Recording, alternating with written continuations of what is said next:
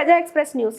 జమ్మూ కాశ్మీర్లోని పహల్గాం వద్ద ఉగ్ర ముష్కరుల ఆటవిక దాడిలో ప్రాణాలు కోల్పోయిన మృతుల కుటుంబాలకు వైఎస్ జగన్ సంతాపం.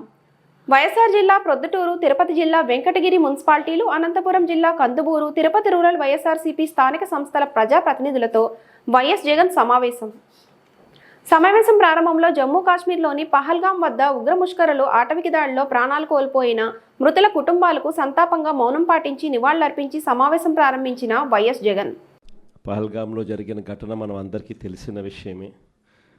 2 నిమిషాల పాటు వారికి శ్రద్ధాంజలి ఘటిద్దాం.